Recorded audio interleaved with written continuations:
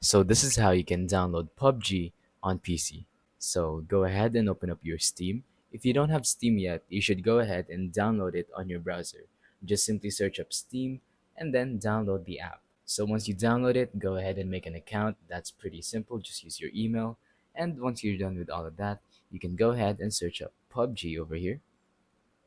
And here we are. You go ahead and tap on the PUBG Battlegrounds game.